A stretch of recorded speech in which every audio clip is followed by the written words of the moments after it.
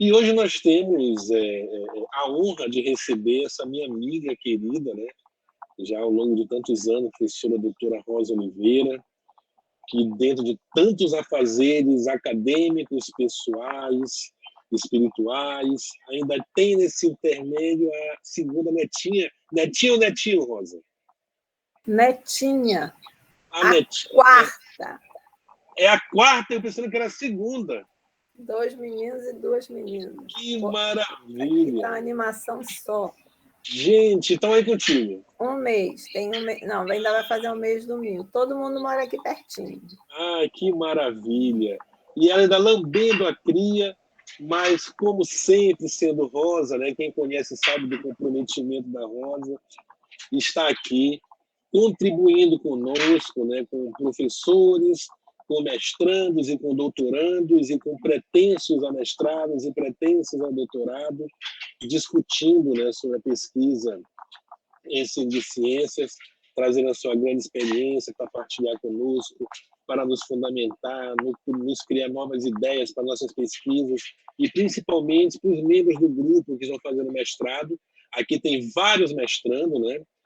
O Odevilson é meu mestrando, a Ana Carolina me orientou também, vi aqui na a Cassiane e a Maria Raimunda, e tem muitos egressos também do PPGEC, muitos doutorandos. Então, aqui muitos professores da educação básica, naquela perspectiva que o Teran sempre gostava, né, Rosa? Misturar todo mundo, tudo. Não tem esse negócio de ter só da universidade, ou só da educação básica, ou sou professor, ou sou aluno, não. Aqui é todo mundo junto. E isso é algo que o GEPENSET prioriza e se legitima cada vez mais. Então, Rosinha, a nossa dinâmica você vai ter, né? Você vai ter a sua fala. Eu vou passar agora para a nossa mediadora, antes que ela abra a câmera, né? É a professora Ana Carolina, mestranda do PPGEC, me orientando de mestrado, né? A professora Ana vai ser a mediadora.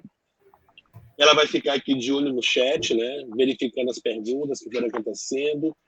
A Silene vai estar na gravação. Nós sabemos que hoje não dá mais para gravar no Meet, então nós temos um outro aplicativozinho que grava, depois colocar na nossa página. E a professora Rosa tem uma orientanda, né, Rosa, que vai passar os slides para você. Sim, Jordânia está aqui. Maravilha, está orientando, né? Jordânia me orientando de doutorado, já agradecendo a presença, a disponibilidade de estar aqui, tá? Obrigada, Jordânia. Seja bem-vinda. Então, sem muito mais para postergar a fala, eu vou passar para a Ana fazer a apresentação da professora Rosa, e após a fala da Ana, a professora Rosa vai poder começar a sua discussão. Tá, querida? Ana, querida, você. Boa noite a todos. Agora nós vamos começar a palestra A Pesquisa e Ensino de Ciências em Espaços Não Formais, com a professora Rosa Oliveira Marisa Azevedo. Ela que é professora do Programa de Pós-Graduação em Ensino Tecnológico do Instituto Federal do Amazonas, doutora em Educação em Ciências e Matemática pela Universidade Federal de Mato Grosso, mestre em Ensino de Ciências pela Universidade do Estado do Amazonas, especialista em Psicopedagogia e em Metodologia do Ensino Superior pela Universidade Federal de Rondônia. É graduada em Pedagogia, professora permanente dos cursos de mestrado e doutorado em Ensino Tecnológico do IFAM, onde também atuou na graduação nos cursos de licenciatura em Física, Química, Ciências Biológicas e Matemática, e na coordenação do estágio curricular supervisionado das licenciaturas. Na pós-graduação, nos cursos de mestrado em Educação Profissional e Tecnológico, mestrado em Ensino de Física e na coordenação do mestrado em Ensino Tecnológico. Ela é pesquisadora do Grupo de Estudos e Pesquisas sobre Processos Formativos de Professores no Ensino Tecnológico. Atua principalmente nos seguintes temas: formação de professores, ensino de ciências, estágio curricular supervisionado, educação científica e ensino tecnológico. Esse é o currículo da nossa palestrante, e após a palestra da professora, a gente pode fazer o momento das perguntas, onde eu peço para vocês enviarem no chat ou fazer a pergunta verbalmente. Agora eu passo a palavra para a professora Rosa. Obrigada, Ana. Rosinha, sim? Você prefere que ir interagindo com o chat conforme for tendo perguntas ou deixa para o final? Não, prefiro ir interagindo. Maravilha. Tá? Ana, então, conforme as perguntas forem aparecendo, você pode falar com a professora Rosa e quando ela parar, para não perder o raciocínio, ela vai dialogando conosco. Ok. Tá bom, obrigado, Rosa. Você, querida. Tá.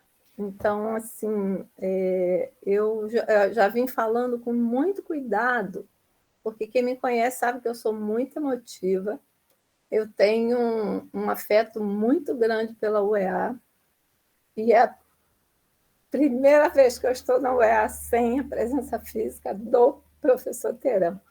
Então, é um momento, assim, bem emotivo, porque logo que eu cheguei em Manaus, em 2006, um dos primeiros professores que eu tive contato é com o professor Terão, né? E a emoção não é de tristeza, mas é emoção mesmo, porque a gente sente saudade da presença física, não é? Embora eu acredite, sinceramente, que a presença amiga sempre se faz. Então, eu estou, claro, remoto, mas é a primeira vez que eu estou sentindo eu, o EA, sem o professor. Que ele receba o meu abraço e todos vocês que estão aí. Bem, eu fico feliz de estar aqui, muito, muito, muito. Claro que esse é um momento delicado para eu estar participando, mas, e ao mesmo tempo é um momento que eu pude relembrar tantas coisas ao pensar o ensino de ciências, né? Ao pensar a minha própria... Eu trabalho no mestrado, quando eu aí estive em 2006, depois no doutorado, e toda essa caminhada, e hoje ver aqui tantas pessoas que, de alguma forma, nós estivemos juntos, eu tive a oportunidade de aprender muito, ensinar alguma coisa, né? Tem a Aldemira, minha orientando, olha aí, Aldemira, egressa, já defendeu, o professor Austin estava na banca, o Amarinildo também, né, do PPJET, agora doutorando, em Santa Catarina, né, Marinildo? A Carmen, que está aqui, que também é do doutorado, foi aluna desde a licenciatura em Ciências Biológicas, né? A Jordane, que foi do mestrado, agora é aluna do doutorado, enfim. Se eu for falar todo mundo, eu vou ficar aqui até o final só falando de todos. Mas é um prazer, e logo que o Washington me convidou, eu pensei em fazer uma conversa a respeito do tema, né? Não necessariamente uma palestra, tanto que eu não tinha organizado slides. Mas eu, enfim, achei que podia ser interessante, conversando com o Washington, trazer as questões básicas que eu vou tratar no slide. Então, na verdade, são slides chave, no sentido de seguindo com a forma como eu vou fazer a discussão. Então, eu vou pedir a Jordane para iniciar a apresentação, né? Tudo bem, Jordane? Tudo bem, professor, estou colocando. Tá. Telinha cheia, né, Jordane? Eu usei essa imagem aí, que eu achei maravilhosa. Essa arara, não é? Eu vi como arara, é arara, né? Que é considerada lá a cara de Manaus, não é? Foi em 2019, ela ganhou em 350 anos de Manaus, mas eu coloquei pelo olhar significativo que eu vi desse estudar para vencer. E aí vencer o quê, né? Estudar o que e a quem. Então, esse olhar me chamou muita atenção para esse momento especial que a gente está vivendo no planeta, né? Não só no Brasil, com tudo que a gente está vivendo, mas no planeta, e trouxe o símbolo do grupo de estudo e pesquisa de educação e ciências em espaços não formal, que é o símbolo do grupo de pesquisa que a gente está aqui hoje conversando.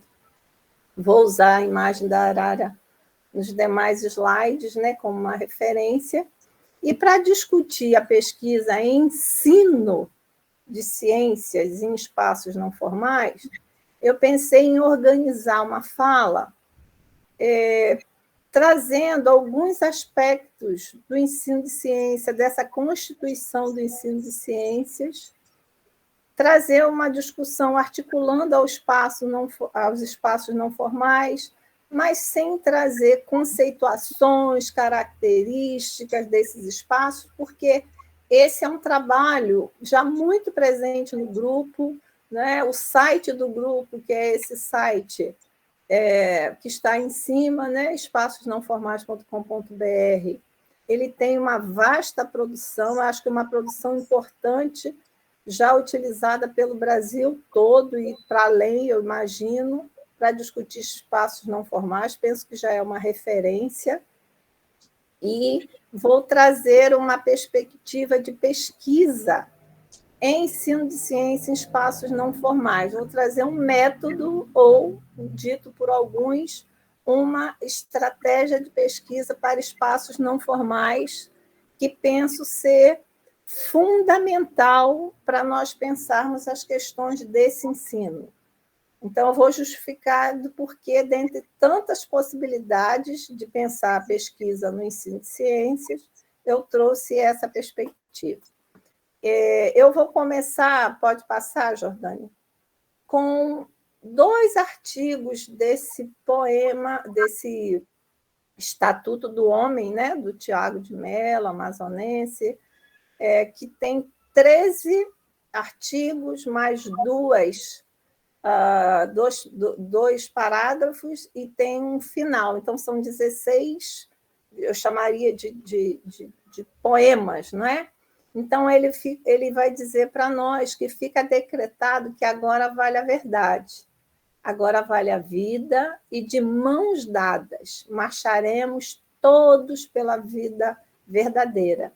Então, fica decretado que todos os dias da semana, inclusive as terças-feiras mais cinzentas, têm o direito a converter-se em manhãs de domingo.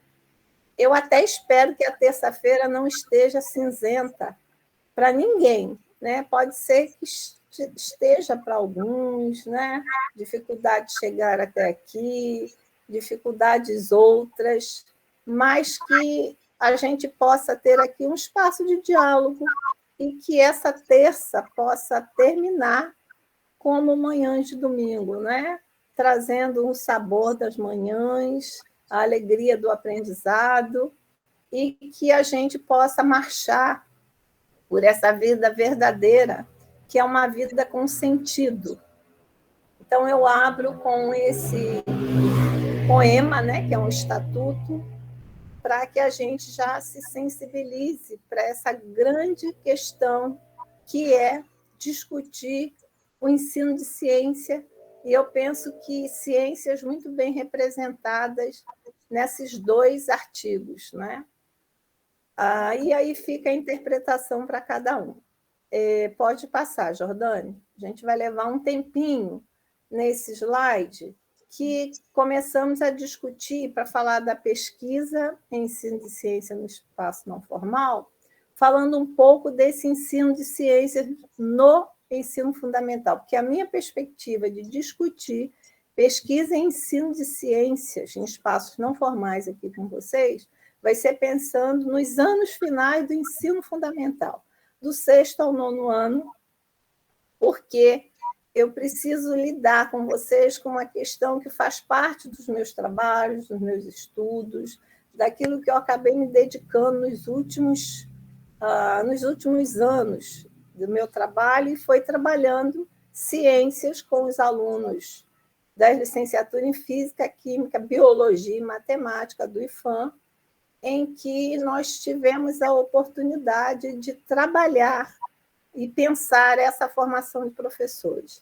Então, para mim, fica muito difícil discutir pesquisa em ensino de ciências no ensino fundamental sem pensar quem é que ensina ciências. Então, antes da gente falar dessa breve trajetória do ensino de ciências, eu vou fazer uma breve reflexão sobre quem é esse professor que ensina ciências. Qual é a formação que nós temos? Então, quem faz pesquisa no ensino de ciência não tem como perder isso de vista, né? Então, nós sabemos que a formação dos professores, e se vocês quiserem as referências, né, eu não trago todas as referências nos slides, mas tem meu e-mail, aqueles que depois quiserem continuar conversando comigo, buscando referências, é só mandar e-mail. Quem me conhece sabe que eu respondo todos os e-mails, né? Então, quando a gente pensa nessa formação de professores, a gente sabe que nas últimas 5 décadas, particularmente lá pela criação das faculdades ou centros universitários, né? Em 1968, né? Os centros de educação nas universidades, melhor dizendo, esse é um tema presente no cenário acadêmico brasileiro, né? E como nós vimos já nas leis de diretriz e base da educação nacional de 96, essa formação de professores para a educação básica, que vai da educação infantil ao ensino médio, ela deve ocorrer nos cursos de licenciatura. Isso está claro. Para eu ser professor, eu preciso ter feito uma licenciatura, para eu ser professor da educação básica. A LDB de 96, ela mostra isso claramente. No entanto, na história da educação brasileira, nós vamos perceber que tem uma diferença de nível de exigência na formação de professores para atuar na educação básica. Por quê? Porque nós ainda temos professores que atuam na educação básica, atuam na educação infantil nos anos iniciais de ensino fundamental, em que, para esses professores, ainda é admitida a formação em nível médio. Isso ainda ocorre. Em Manaus, nós não temos, ou pelo menos não tínhamos até 2018, instituição ainda mantendo a formação de professores em nível médio. Mas temos aqui no Rio uma escola em que eu trabalhei durante muito tempo, né, na década de 90, ela cada vez mais recebe alunos. Nós temos 3 escolas próximas aqui onde eu estou, que ainda forma, que é a região dos lagos, né, Cabo Frio, São Pedro Aldeia, Aruama, formando professores ainda no nível médio, né?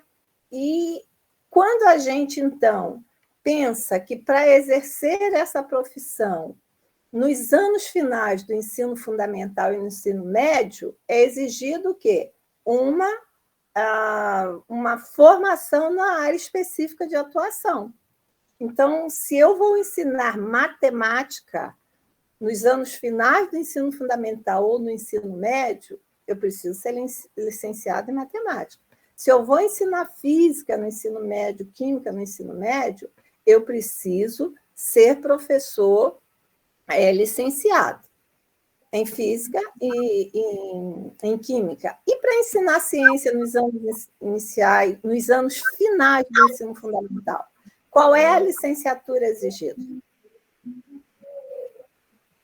Entende? Vocês já pensaram nisso? Quem forma o professor para ensinar ciências nos anos finais do ensino fundamental? Ou o professor de ciências naturais e também o próprio professor formado em biologia, né? Em ciências biológicas. Física e química e física. Física, química e biologia. Não é? Então, nós temos essas questões aí que a colega falou. Então, nós vemos que na profissão de professor tem essa diferença de nível para exercer a docência, não é? E isso vem ocorrendo na área de ciências da educação básica. Então, nós temos, por exemplo, no IFAM, a licenciatura em Física, que forma professor para Física no ensino médio e Ciências do 6º ao 9º. A licenciatura em Química, que forma o professor para Química no ensino médio e Ciências do 6º ao 9º. E Ciências Biológicas, professor para Biologia no ensino médio e Ciências da Natureza no ensino fundamental.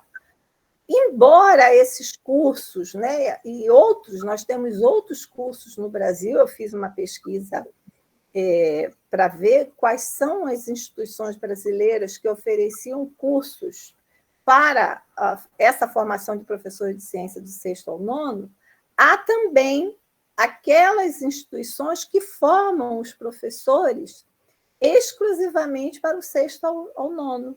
Mas é um número muito pequeno, né? Nós temos, por exemplo, na UFAM, né? Que é a licenciatura em ciências, cuja formação específica é para exercer ciências do 6º ao 9º ano. Mas vocês percebem, há uma segmentação nessa formação de professores para atuarem em níveis diferentes, né? E isso acaba contribuindo para quê? Para a dispersão do trabalho desses profissionais. E esse pode ser um dos fatores que repercute negativamente nessa formação desses estudantes da educação básica, né, em particular, o que nós estamos falando aqui, do ensino de ciências do 6º ao 9º ano. Então, nós temos uma discussão trazida num texto muito interessante do Maldaner, da Nonemacher e da Sandri, em 2010, que ela afirma que ciências no ensino fundamental tem sido um espaço pouco esquecido na formação de professores. Eu diria que muito esquecido na formação de professores. Por quê? Porque nessas licenciaturas, e eu posso falar do caso do IFAM, porque eu trabalhei, Aquiles, deixa você falar, só vou terminar só completar esse meu raciocínio.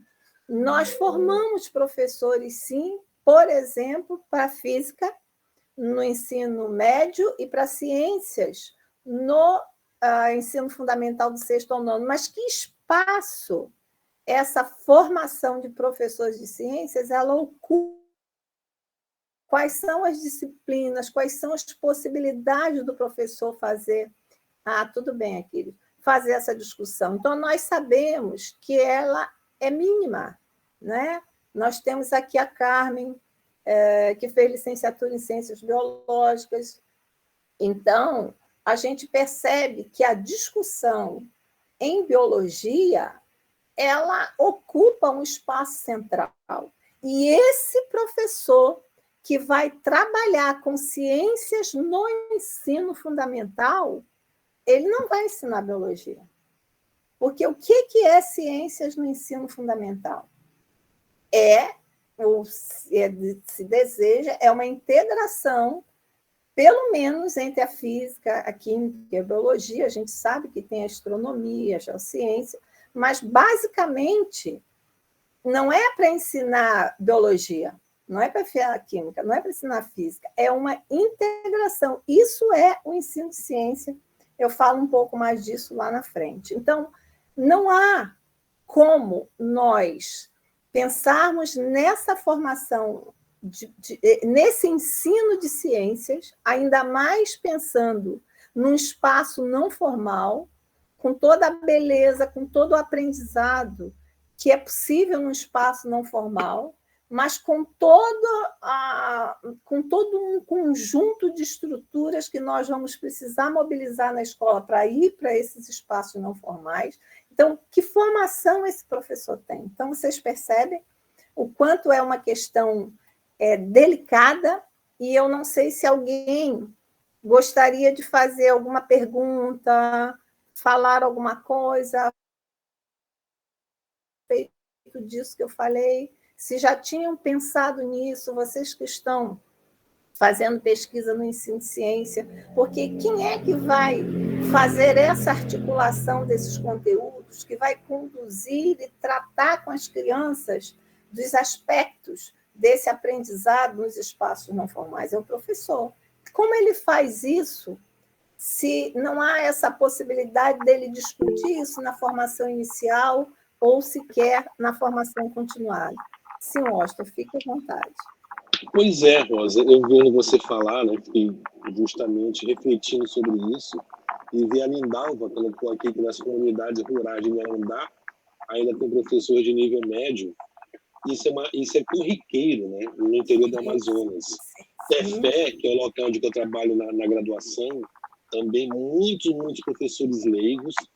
Inclusive, aqui eu tenho duas orientandas, que é a Maria Raimunda, uma indígena, né, que faz a pesquisa numa comunidade indígena, E a Cassiane, que faz uma pesquisa numa comunidade ribeirinha de Fonte Boa, e o alvo de pesquisa dela tem muita relação com isso, a alfabetização científica em comunidades ribeirinhas, alfabetização científica em comunidades indígenas, que é uma preocupação grande, é o século XXI.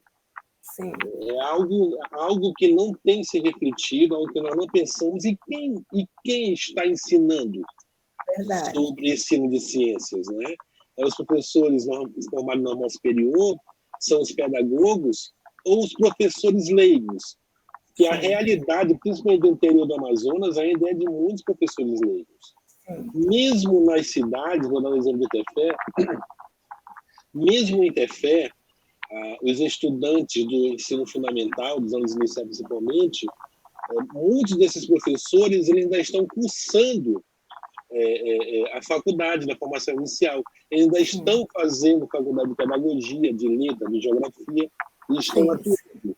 E agora que nós fizemos uma reformulação no nosso PPC, na Interfé, é algo que nós temos discutido muito, o ensino de ciências, o papel dele, e o papel e a alfabetização científica. Né?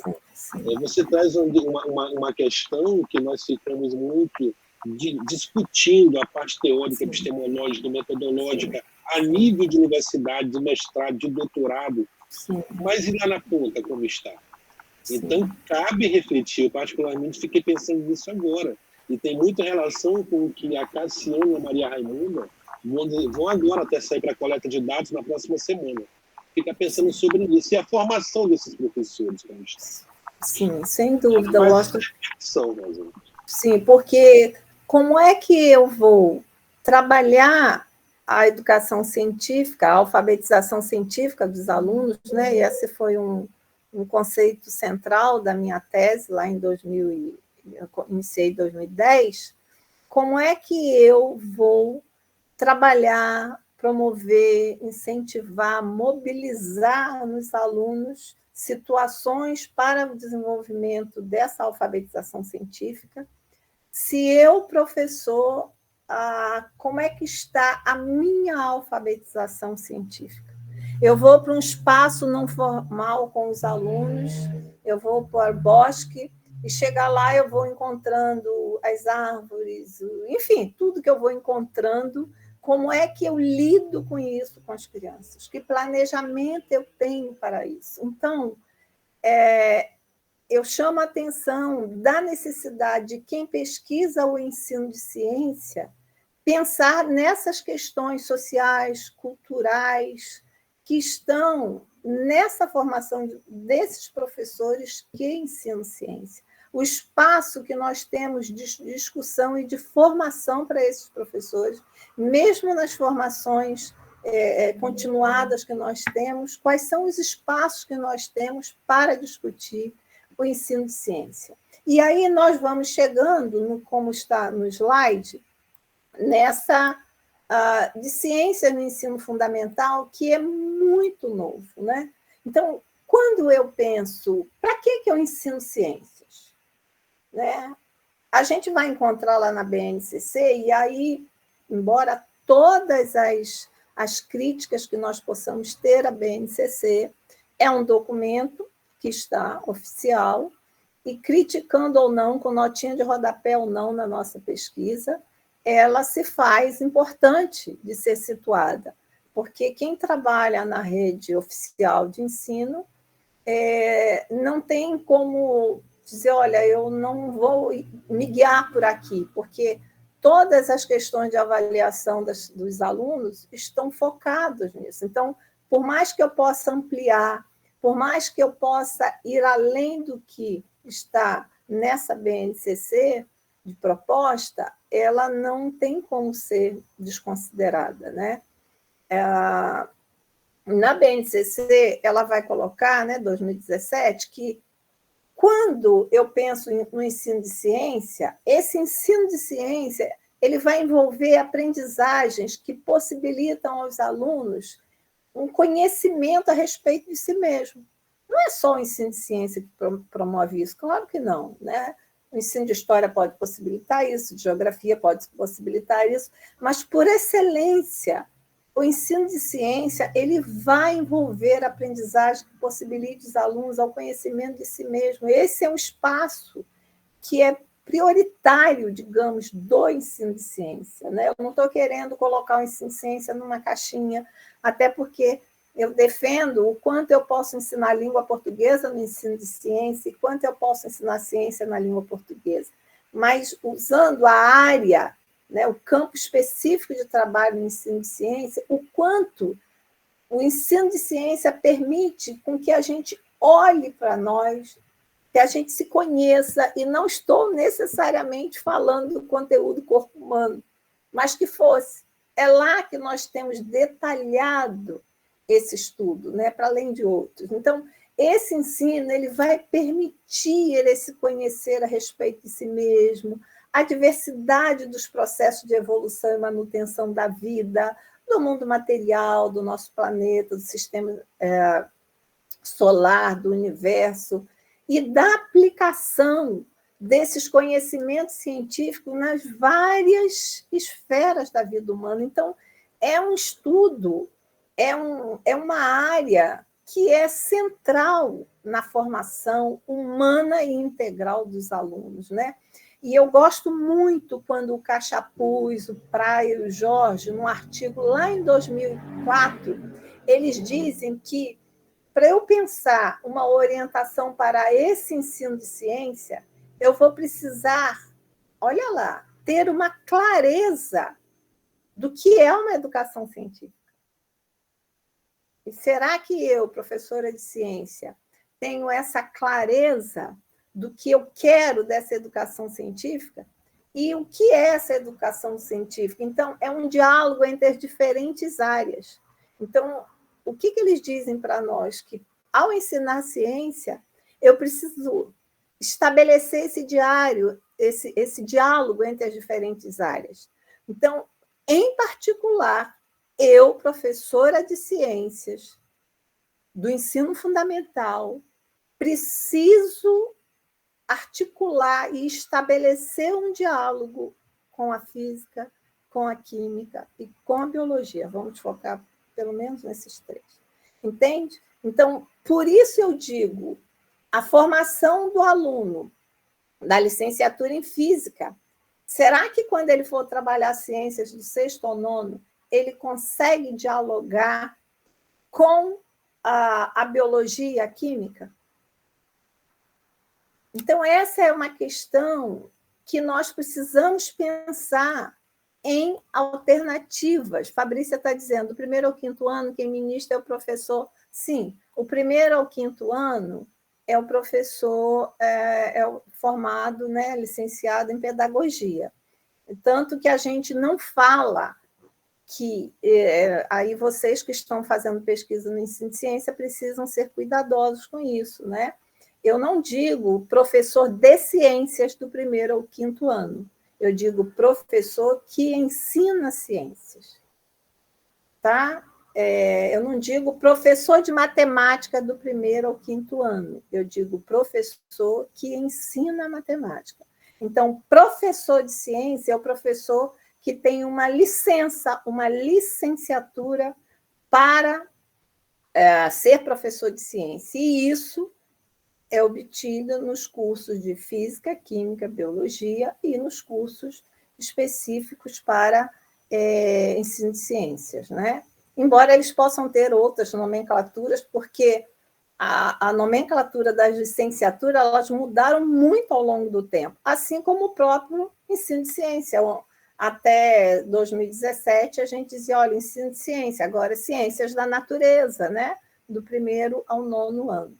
Tá? Então, quando eu penso no ensino de ciência, um pouquinho desse histórico também é muito importante para a gente compreender a situação que nós temos hoje no ensino de ciência. Não tem como não levar isso em conta, em particular esse grupo que estuda ciência em espaços não formais, que o ensino de ciência ele é muito novo.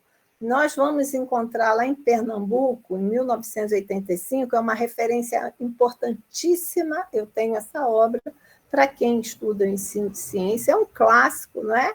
Nós temos que usar, sim, literatura dos últimos 5 anos para mostrar como é que a pesquisa está dinâmica, em movimento, mas eu preciso trazer a Krasiuschik com aquela obra fantástica lá no início dos anos 2000 para discutir o currículo de ciência, para contextualizar, quando eu trago os aspectos históricos.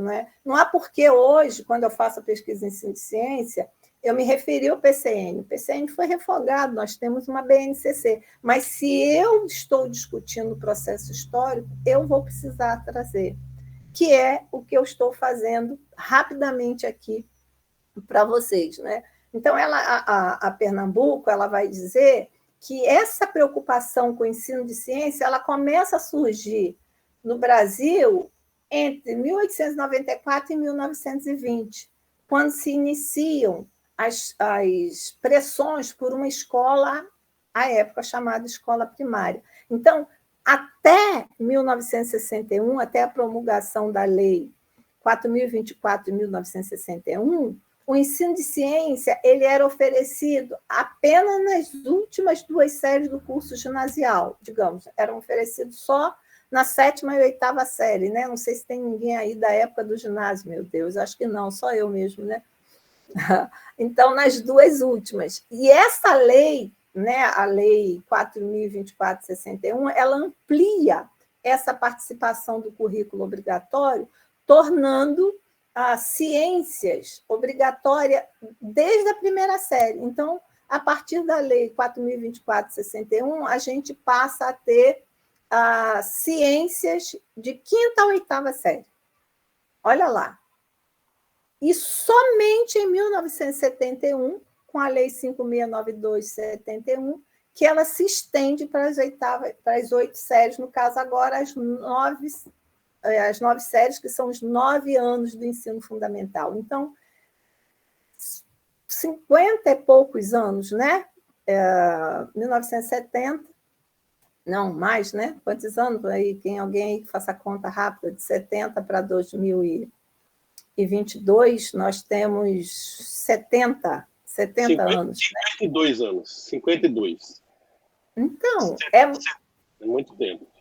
É muito pouquinho tempo, para a gente ter uma disciplina, um componente curricular que seja tão importante como a gente viu, que seja por nos permitir esse conhecimento sobre nós. É lá que as crianças começam a se perceber e a discutir num grupo. Estou falando de uma perspectiva sistematizada do ensino, sobre ele, aquela imagem simples que a gente faz na educação infantil, simples e muito complexa, de deitar a criança numa folha e o outro ir fazendo a silhueta, e nomeando, e discutindo, e observando o corpo de um e de outro. Essa atividade simples e, ao mesmo tempo, fantástica e complexa, eles vão ter basicamente, fundamentalmente, no ensino de ciência. Então, essa disciplina que hoje nós temos o nome de ciências da natureza, ela foi constituída com esse propósito de reunir os conhecimentos das diferentes áreas do saber acadêmico, a biologia, a física, a química, a astronomia, a geociência, reunir esses saberes que antes estavam em disciplinas separadas e formar, assim, o ensino de ciências. Não sei se vocês vão lembrar que nós tivemos desmembramento. Quem é que teve aula aí de estudos sociais? Ninguém quer se levantar a mão, Hoje nós não... não é? Tinha estudos sociais, que eram o quê? História e geografia, e eles separaram. Hoje nós temos, no ensino fundamental, separado história e geografia, Desde os anos iniciais, o SPB, moral e cívica, só que consciências, por questões políticas, por questões outras, não houve essa separação, não houve essa fragmentação. Nós mantivemos o ensino de ciências numa busca de articular, de integrar física, química e biologia. Só que o que a gente tem no ensino de ciência, embora hoje vocês devem ter percebido que a BNCC ela traz do 1º ao 9º ano matéria, energia, vida e evolução, terra e universo, procurando articular física, química e biologia, vocês observam, desde o 1º ano. Então, em termos do que está escrito, essa constituição da integração, ela está se fazendo presente. Não sei se eu digo que está, mas está se fazendo. Mas no vivido, na sala de aula, com raríssimas exceções. Tá? O que nós temos? Os alunos até brincavam, professora, o que ocorre? É terra, mato, bicho e gente, né? Vai 6º, 7º, 8º, e quando chega no 9º, física e química. Entende? Porque nós temos um conteúdo do 6º ano, né? Muito voltado para a terra, do 7º ano, muito voltado para o mato, para as coisas. O 8º, muito voltado para a gente, que é o corpo humano, aí chega no 9º, física e química, que nós temos percebido em algumas escolas, em particular nas escolas particulares, vocês podem contribuir aí comigo, que quando chega no 9º tem um professor para ciências, tem um professor para física, eu conheço escolas de Manaus assim, e tem um professor para química. Só que o diário é o quê? Ciências da natureza. Vocês entendem como é complexo pensar essa questão do ensino de ciências? E aí, como é que eu penso isso, se eu ainda não conseguir lidar com essas questões? Como eu levo uma formação de professor nessa estrutura que a gente está falando para pensar um trabalho nos espaços não formais? Que é um espaço que, por mais que eu faça um planejamento para ele, eu não tenho o controle das situações. De repente, a criança pergunta, o aluno pergunta por que mergulhou, por que voou, por que essa folha está assim. E como é que eu lido com essas questões a depender da formação? Vocês entendem essa preocupação e essa situação? Então, essa integração é muito importante que aqueles que estamos pesquisando ciências entendam essa integração, né? E lá nos parâmetros, em 98, eles falavam que essa constituição da disciplina, elas estavam em torno dessa integração dessas três, da física, química, da biologia, sem perder de vista a geociência, a astronomia. E hoje, com a BNCC, né, nós temos a BNCC como uma referência, né, como um norte para as discussões de todos os componentes curriculares. Nós estamos falando aqui do ensino de ciência, né? Então, esse documento, ele considera que precisa buscar essa integração. Então, quando eu vou para um espaço não formal, essa integração, ela se faz, eu queira ou não queira. A presença da física, da química e da biologia, ela está presente. E esse espaço não formal, ele é um espaço por excelência, fantástico para se fazer essa integração. Então, eu estou deixando em aberto aí também para mestrandos e doutorandos essa possibilidade de pensar essa integração, como é que é possível, como é que ela se faz, como é que ela se mostra nesses espaços não formais. Não é? E nas escolas, não é? Infelizmente, nós, né? A gente obviamente está culpando ninguém, nós somos os professores da escola, nós formamos esses professores da escola, formação inicial e formação continuada, infelizmente, ainda é fragmentado. Talvez, para vocês todos que estão aqui, se vocês tivessem que pensar numa escola que vocês conhecem, que vocês realizaram estágio, que vocês fizeram pesquisa, que os filhos de vocês ou o familiar esteja, em que vocês percebam essa integração em torno da ciência. ou vocês percebem um trabalho eminentemente só de biologia no ensino de ciência. E não é isso. O ensino de ciência é essa integração. Tudo bem até aí? Tudo ótimo. Alguma questão que vocês queiram trazer à tona disso tudo que eu falei? Não? Nada? Posso continuar? Tá. Então, como é que a gente pode pensar, e eu trago novamente para o professor, porque é esse professor que vai realizar esse trabalho com os alunos no espaço não formal, se é uma área de conhecimento que reúne conceitos de diferentes ciências em uma única disciplina, isso é ciências da natureza, um aspecto que pode ter favorecido essa situação que nós enfrentamos hoje, claro que nós estamos entendendo que está nessa formação. 1, 2, tem toda uma questão de estrutura das instituições, de financiamento das questões da educação, tem questões econômicas, políticas, sociais, todas que fazem parte da questão. Mas se todas essas questões estivessem razoavelmente bem resolvidas, e se a gente não tivesse pensando na formação de professores, nós teríamos a fragmentação da mesma forma, né?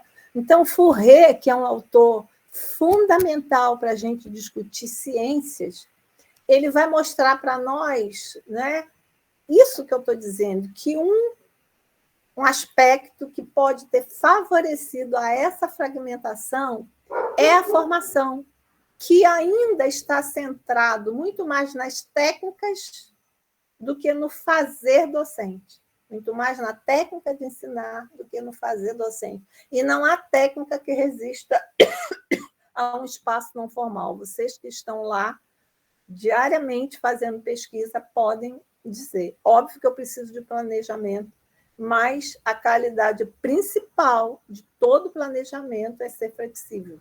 Ele tem inúmeras possibilidades, umas características, mas uma principal é ser flexível, né?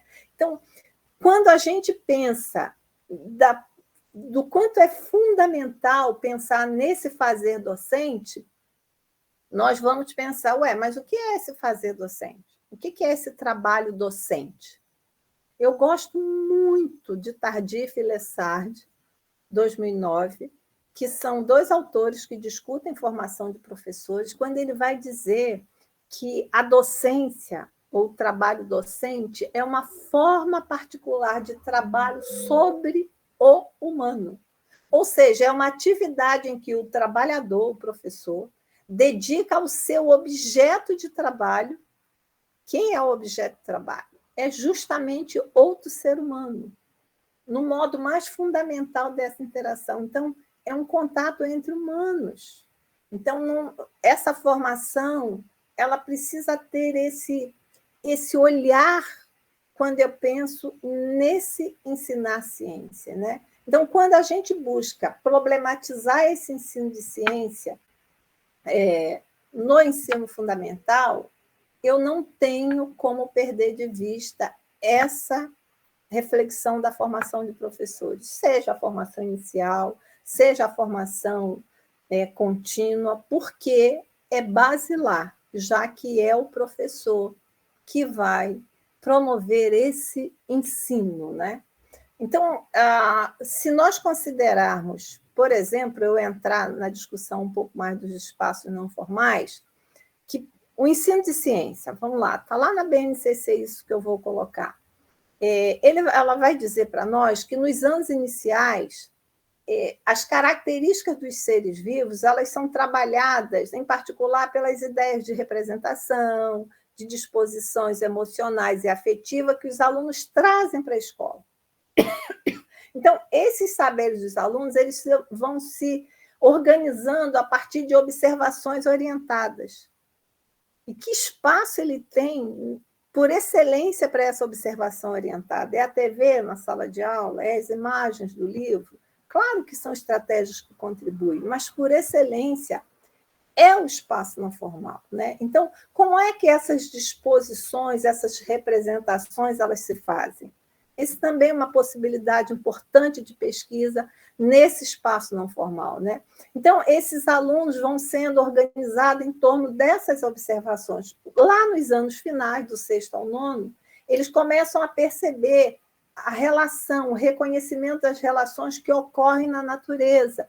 E isso evidencia o quê? Essa participação do ser humano nas cadeias alimentares que compõem os elementos que modificam o ambiente. Então, mais uma vez, a gente percebe a excelência desses espaços não formais para esse trabalho com o ensino de ciência. Então, nessa breve constituição, né, para mostrar um pouco, ou para tratar aqui, para a gente poder ir adiante sobre o ensino de ciência, então a gente já foi percebendo o quanto esse ensino ainda é novo, o quanto a gente ainda precisa deixar ele como espaço nas nossas instituições formativas, que espaço o Washington tem em Tefé para discutir ensino de ciências, não é? Que espaço nós temos no IFAM discutindo realmente ensino de ciência? A gente vê isso nos eventos, a gente vê discutir física, química e biologia, precisam ser discutidas.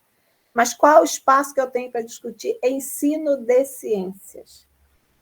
E aí, como é que eu articulo isso? E nós já fomos percebendo a importância desses espaços não formais.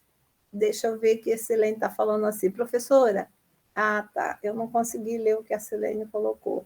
Professora, quem forma professora... Eu posso ler. Pode ler, Silene. Pode. Professora, quem forma professor precisa ser formado para que essa interação nos espaços não formais de fato ocorra.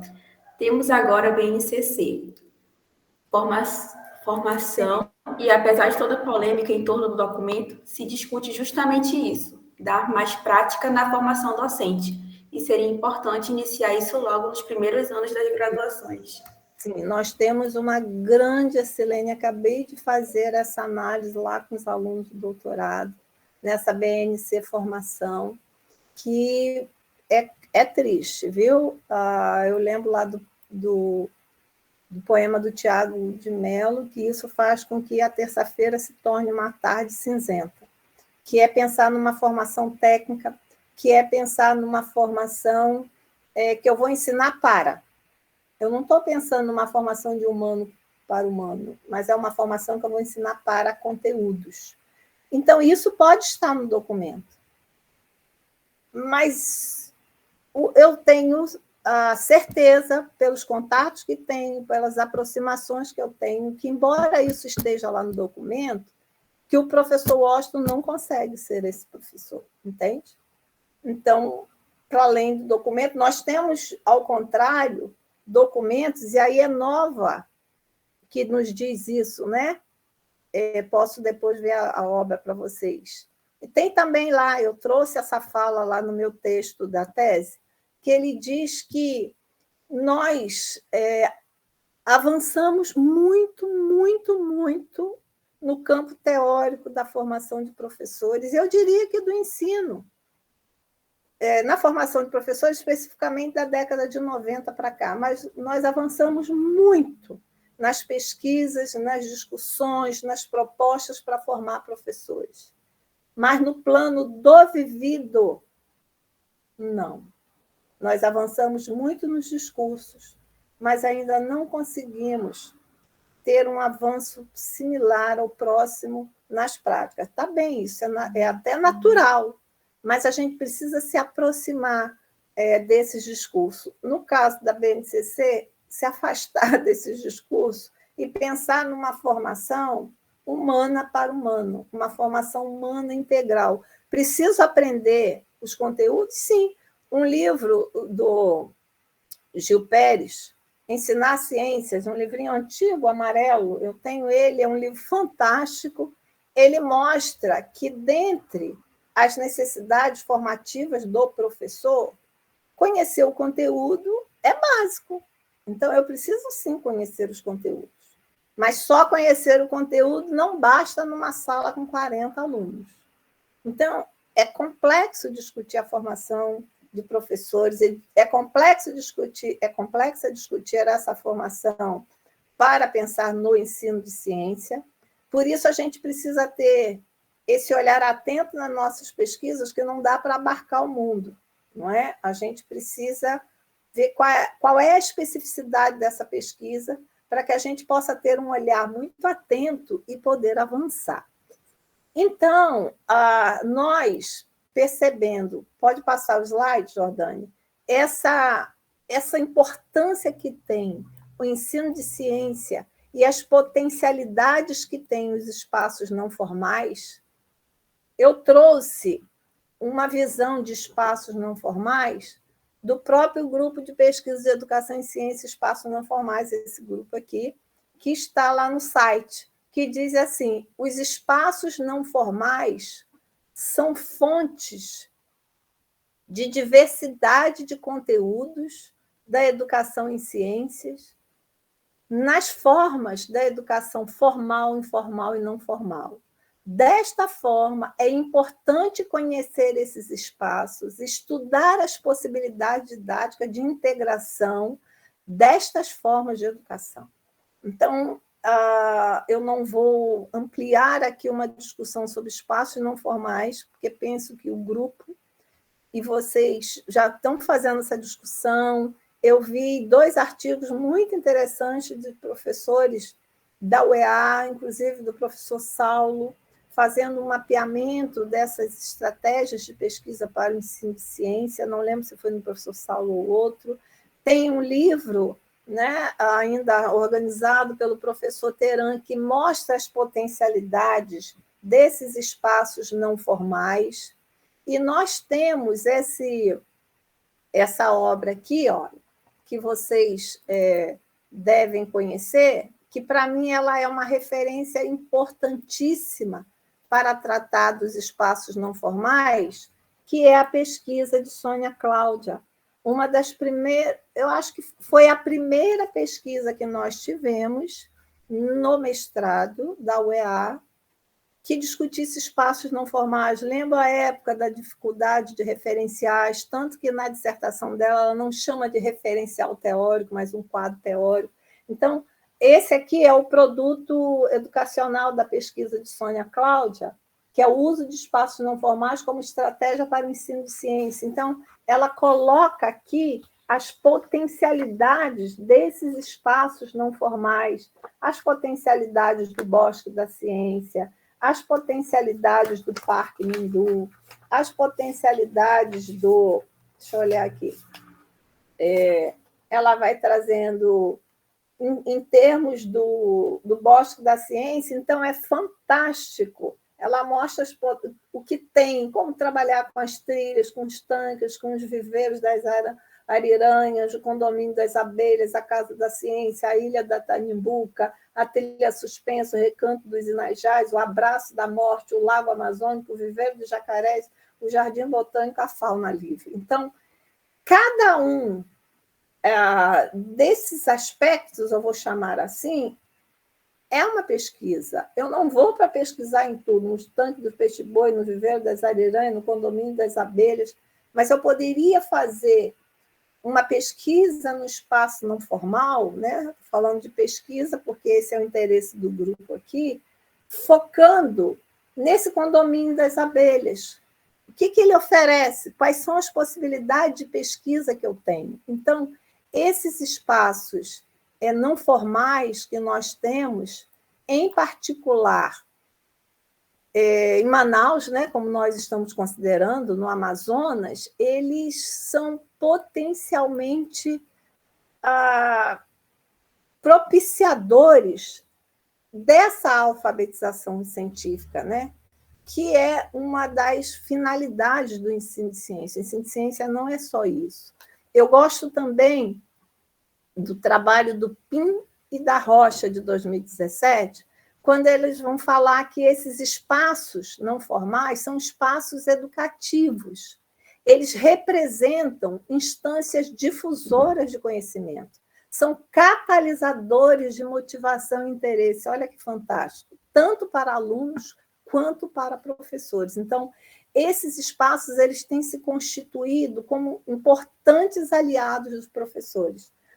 Alguns consideram os espaços não formais como complementares, mas, para mim, fica a parecer que complementar ele é pouco. Ele é realmente uma extensão da sala de aula. Tá? Ele é complementar, ele é estratégico, mas, para além disso, ele é integrante do processo ensino-aprendizagem no ensino de ciências, né? Ele pode ser, obviamente, em outros conteúdos, mas, em particular, nesse ensino de ciência. Por quê? Porque ele vai movimentar nos alunos um bosque da ciência, um espaço como esses aqui, um exemplo, a trilha suspensa, ele vai movimentar nos alunos, mediante um planejamento, conhecimentos conceituais, procedimentais e conhecimentos atitudinais. Atitudinais, a gente talvez seja aquilo que mais chama atenção nos espaços não formais, essa construção de conhecimentos atitudinais, diferente na sala de aula, porque Pozo já faz essa discussão, né, no livro que discute o ensino de ciência. Pozo vai mostrar que a preocupação do ensino de ciência ainda está em conteúdos conceituais, em trabalhar com conceitos e procedimentos. E a atitude perde espaço em sala de aula, mas que a atitude também é ensinada. Os espaços não formais são espaços por excelência para trabalhar, para desenvolver essas atitudes, né? Então, e isso a gente observa muito nesse trabalho, estou usando como referência, existem outros trabalhos de espaços não formais, eu estou usando esse até porque eu vivi essa experiência junto com a Sônia Cláudia, o professor Teran. Então, esses espaços, como ela diz no trabalho, como estratégia, a partir de um planejamento. Precisa de um planejamento, precisa de uma implementação desse planejamento, exige uma observação dos resultados. E aí, eu vou pedir a Jordane para passar o slide, nós vamos encontrar uma estratégia que, do meu ponto de vista, dos trabalhos que eu tenho realizado, uma estratégia que eu chamo privilegiada para a formação do professor e do aluno. E eu estou levando essa estratégia para o trabalho no ensino de ciência nos espaços não formais. Eu não estou dizendo que fazer estudo de caso não seja interessante, que trabalhar com etnografia não seja interessante, que trabalhar com o método da narrativa não seja interessante, mas eu posso trabalhar na pesquisação com narrativa enquanto procedimento, né? Mas essa é uma outra questão e tem o Austin aqui para discutir isso. Ele já discutiu no grupo, né, a narrativa como método, mas, enfim, eu penso que a pesquisação, por isso eu comecei falando da formação de professores. Quem faz pesquisação, ela acaba abarcando a formação do professor e a formação do aluno. Que eu vá com alunos da creche. Eu estou na pesquisação, movimentando a formação desses alunos e a formação desse professor. Então, por que utilizar a pesquisação? Quando eu tenho, e eu estou olhando aqui, lendo o slide, quando eu tenho a intenção de pesquisa, quando a intenção de pesquisa é sobre a prática educacional, a prática do professor, a pesquisação é o método que deve ser fortemente considerado, pois o seu foco é contribuir com dados para a tomada de decisão e os processos de mudanças da prática, sem descuidar da produção de conhecimento. Então, olha que fantástico, isso quem diz é a Sandine Esteban, 2010. É um livro de pesquisa qualitativa e ela faz uma discussão sobre pesquisação em um dos capítulos do livro, uma discussão curtinha, mas uma discussão importante. Então, a pesquisação é esse caminho interessante para a gente pensar a pesquisa no ensino de ciência. A gente já já observa algumas pesquisas que trabalham com a pesquisação em espaços não formais, né? Não tantos como eu gostaria de ver, né? Mas quando você faz pesquisação, você tem uma estratégia para desenvolver os professores, de modo que esses professores possam utilizar as suas pesquisas para aprimorar o seu ensino, e, com isso, o aprendizado dos alunos. Olha o caráter da pesquisação. Com a pesquisação, eu, professora, aprimoro o meu ensino, o meu olhar enquanto professora, e nessa pesquisa em que eu aprimoro o meu ensino, é claro que o que eu tenho em decorrência disso? A aprendizagem do aluno, né? Então, na pesquisação, a questão central para os pesquisadores, para aqueles que estão na graduação fazendo pesquisa, no mestrado, doutorado, é gerir o equilíbrio entre pesquisa e ação. Essa é uma das especificidades. Não é pesquisa o tempo todo, não é ação o tempo todo, né? Pensando que a pesquisa ela faz referência à produção de conhecimento que que vai emergir daquele trabalho. E a ação está relacionada à modificação que eu desejo da realidade. Então, eu quero trabalhar um conteúdo com os alunos, e esse conteúdo que diz respeito, por exemplo, a uma situação de perceber a integração entre as cadeias alimentares, por exemplo. E eu vou num espaço não formal para realizar essa pesquisa. Então, eu vou produzir conhecimento, mas eu tenho que detalhar um plano de ação. Eu sei que eu já estou me alongando, mas eu já vou caminhando para o final. Jordane, pode passar o próximo slide. Isso, pesquisa como produção de conhecimento. Então, nós temos uma variedade de perspectiva, e isso, transformar a realidade. Eu tenho uma variedade de perspectivas para pensar a pesquisação. Não é? Existem inúmeros autores com visões que se aproximam e se afastam quando eu trato da pesquisação. Mas eu posso pensar, de acordo com El Andalucí, uma obra que fala de pesquisação, ele estava bem aqui pertinho de mim, ele vai dizer que eu tenho 3 tipos de pesquisação.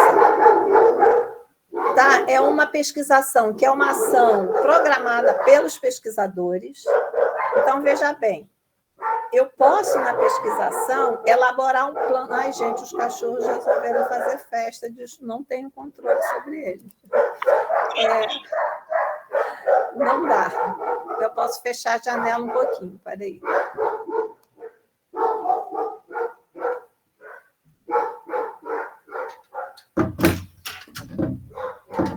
Posso? Pronto. Vamos ver se dá uma melhorada. É uma ação programada pelos pesquisadores, mas tem um aspecto fundamental. É uma ação que decorre de uma situação espontânea e natural. Então, dessa situação que ocorreu, há essa necessidade, há um problema identificado, ou uma ação planejada em comum entre pesquisadores e atores. Há autores que, para eles, a pesquisação é só esse último item, o C. É uma ação que é planejada em comum entre pesquisadores e atores sociais.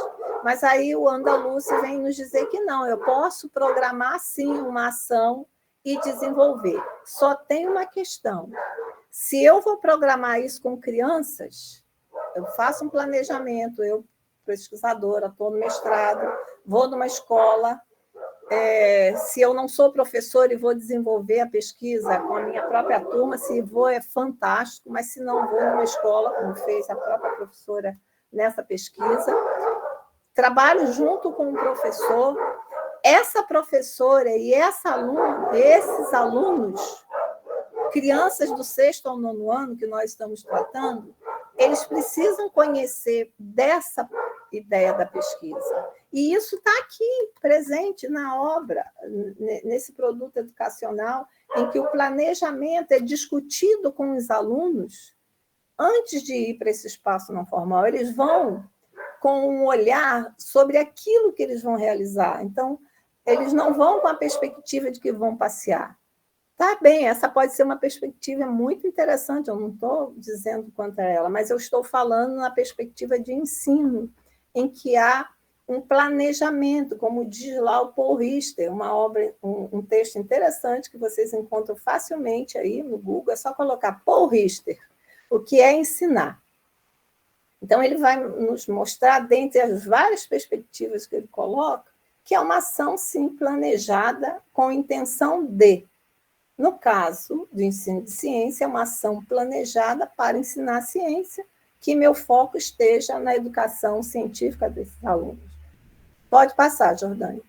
Então, a pesquisação, e eu vou caminhando para o final, ela pode ter uma gama de momentos. Tem autores que colocam 8 momentos, mas eu fiz uma pesquisa e percebi que em todos os momentos eles se repetem. O livro... Qual o livro? Carmen, qual foi o que eu disse? Do Andaluce? Acho que é do Paul Rister. Ah, tá. Não, é um artigo que você vai encontrar. Isso, é aqui, ó. É Paul. Vou escrever aqui. É Paul. O texto é O que é ensinar. É só você colocar lá no Google que vai aparecer. Ele é complexo. Eu trabalhei uma vez na graduação, na licenciatura, e os alunos ficaram muito frustrados. Por quê? Porque é um texto relativamente longo, e quando parece que ele vai dizendo o que é ensinar, que a gente vive atrás de resposta, né, gente? Infelizmente, eu vou dizer, porque a gente precisa andar muito mais atrás de perguntas, de problematizar, do que ficar achando respostas prontas, mas a gente precisa encontrar a nossa própria. E o Paul Rister, a cada momento que você acha que ele vai responder o que é ensino, ele abre uma nova perspectiva, uma nova perspectiva, uma nova perspectiva, e a gente chega a uma perspectiva nossa do que é ensinar. É bem interessante, tá? Então, assim, como é que eu desenvolvo uma pesquisação? Esses 3 elementos aqui, ó, elaboração do plano, implementação do plano e avaliação e interpretação, eles estão presentes em todo mundo que fala de pesquisação. Esse primeiro diagnóstico também, mas certamente vocês que já conhecem pesquisação viram que no TRIP, um artigo de TRIP 2005 sobre pesquisação, ele coloca esses 3 momentos. Por quê? Porque ele entende que eu já conheço a situação. Então, ele diz, você tem conhecimento de uma situação, como é que você vai fazer uma pesquisa se você não tem conhecimento da situação? É quase que desnecessário falar que você vai fazer um diagnóstico. Tudo bem? Só que se nós formos usar como base Serrano, uma obra de 1994, é uma obra em espanhol, tá? Vocês não precisam, obviamente, utilizar Serrano, eu estou colocando Serrano porque foi Serrano que eu usei como referência, mas ultimamente vocês vão encontrar nos alunos que eu tenho orientado as pesquisas, por exemplo, a Aldemira, que está aqui, ela trabalhou pesquisação com TRIP, David Tripp, né? Pesquisação, vocês também encontram fácil. A Serrano, ela vai mostrar na pesquisação dentro desses 4 momentos, vamos dizer assim, né? E o que é fazer o diagnóstico? O diagnóstico é aquele momento em que você vai estabelecer o primeiro levantamento da situação, vai identificar a temática, vai formular o problema. Então, nesse momento do diagnóstico, você precisa ter uma descrição das dificuldades ou das necessidades, como é que isso é percebido, até que ponto nós preocupamos com ela, o que não é importante. Essas perguntas, Serrano, ela traz na obra, né? Eu descrevo esse contexto, então eu vou coletar informações sobre o problema. Então, se eu quero trabalhar as interações, por exemplo, Qual é a visão dos alunos para isso? Nesse espaço não formal que eu vou, o que ele me permite lá? Porque, obviamente, se eu vou para um espaço não formal realizar um trabalho com os alunos, eu conheço aquelas potencialidades. Se eu fui para o objetivo de ensino de ciência, se eu fui por uma tarde com as crianças, né, para que eles observassem a natureza, para que contassem que é maravilhoso, é outra coisa. Mas eu fui com esse objetivo de pesquisa de um determinado conteúdo. Então, eu vou ver as potencialidades dos espaços e vou realizar um planejamento. O primeiro momento é o quê? É o diagnóstico. Quando eu tenho esse diagnóstico, eu vou elaborar um plano de ação para eu ir para esse espaço com os alunos. Então, esse plano envolve o que eu vou fazer lá, para quê e por quê, né? Onde eu vou fazer em determinado espaço não formal, quem é que vai fazer isso comigo? Vocês já, obviamente, quem trabalha em espaço não formal sabe o quanto um professor não sai sozinho com 40 alunos para ir para um espaço não formal. Então, é uma situação ideal para uma pesquisação em que você, pode parecer utopia, né? Mas isso é possível, em você, com um grupo de colegas que dessa vez vão te ajudar indo no espaço não formal, ou você, pesquisadora, com a professora, com autorização, vocês sabem tudo isso que envolve o trabalho no espaço não formal. Você toma essas decisões, você faz esse planejamento, apresenta isso para os alunos. Agora sim, agora você vai para o momento da implementação, que é o momento em que você vai para o parque e que você vai desenvolver com os alunos as ações planejadas. E aí, quem tem o produto que está na página da UEA e quem também tem o livro impresso, vai observar lá na página 91, Sônia Cláudia, ela não está falando de planejamento, de pesquisação, mas ela vai falar do papel do planejamento. E esse planejamento, ele se aplica perfeitamente quando a gente está falando de um planejamento da pesquisação. E no momento da implementação, o cuidado, o ver o aluno também como um pesquisador, porque ele tem um roteiro de trabalho. Ele, o professor, então ele não vai para lá sem papel, sem lápis, sem um material em que ele possa registrar, tudo bem que seja no celular, que tire foto, mas ele tem registro. Por quê? Porque eu vou precisar de registro escrito, de registro gravado, de tudo que surge naquele processo de diálogo, para que agora eu possa sistematizar essas observações, essa vivência, e eu, voltando para a sala de aula, eu possa promover esse momento de avaliação e interpretação com os próprios alunos, com os próprios participantes dessa pesquisação. Então, o que essa pesquisa incidiu em mim, nesse grupo? O que nós mudamos? O que nós aprendemos? Como nós agimos nas situações? O que foi necessário replanejar? O que nós aprendemos? E agora, você tem aí uma perspectiva de observar o aprendizado do seu aluno. E se você, a partir daí, é um pesquisador, agora você vai juntar esse material todo e você vai analisar.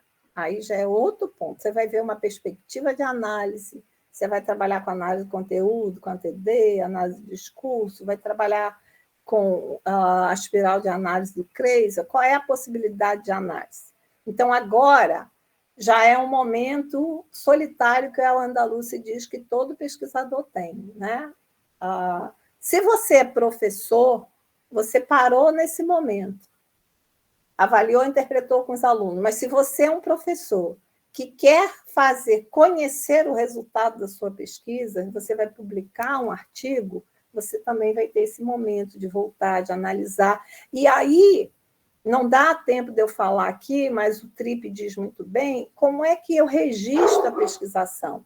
Então, eu preciso na descrição da pesquisação, mostrar como eu realizei o diagnóstico, como eu elaborei o plano, contar em detalhes, narrar como foi a implementação, como foi o processo de avaliação com os alunos. E agora que eu tenho esse material todo, material do aluno, que é análise documental, as gravações que eu vou fazer, transcrição, agora eu olho para aquilo tudo, fico desesperado, que eu tenho material imenso para analisar, né, da minha dissertação, da minha tese, do meu TCC. Agora eu vou pensar na perspectiva de análise, nas categorias que vão surgir, nos elementos que eu trago e que eu ajudo a avançar a ciência.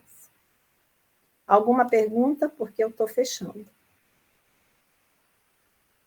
Alguma coisa em relação à pesquisação? Não? Tudo bem? Eu sei que a hora também já, né? Então, essa pesquisa em ensino de ciência em espaços não formais, ou pensando assim, os espaços não formais como estratégia de ensino para ensinar ciência. Eles têm na pesquisação, como estratégia de pesquisa, um aliado para a construção de conhecimento e para promover a educação científica. Aí é o episódio 2, tá? Falar de como é que o ensino de ciência nos espaços não formais promove a educação científica. Aí já é uma outra discussão que a gente teria que fazer e que eu deixo em aberto para um próximo momento ou para um próximo palestrante. Né? Então, veja bem, não sei se vocês atentaram para isso. Eu falei... O Washington quer falar. Washington, só essa falinha aqui que eu fecho. Eu falei dos espaços não formais como estratégia de ensino. Então, se você é professor e quer, pensando no processo de ensino-aprendizado do seu aluno, trazer uma estratégia que possa movimentar, pelo menos esses aspectos conceituais, procedimentais, atitudinais e o espaço não formal, isso por excelência, eu vou com a minha estratégia de ensino no espaço não formal, fechei, não preciso pensar em estratégia de pesquisa. Mas se eu estou fazendo um TCC, uma dissertação ou uma tese, eu preciso pensar na minha estratégia de pesquisa, em que eu vou organizar, vocês vão ter que escutar essa fala depois, em que eu vou ter que organizar a minha estratégia de ensino dentro dos momentos da pesquisação, que é o meu método de pesquisa, a minha estratégia de pesquisa. Né? O TRIP considera... não lembro agora se o TRIP considera como método ou como estratégia. Acho que como estratégia... Estratégia, professora. Tiolen que considera como método. Né? Então, eu vou agora pegar os 4 momentos da pesquisação, diagnóstico, como é que eu organizei a ida ao espaço não formal no diagnóstico? Dentro do planejamento da pesquisação, qual foi o planejamento para o espaço não formal? Como é que eu implementei isso?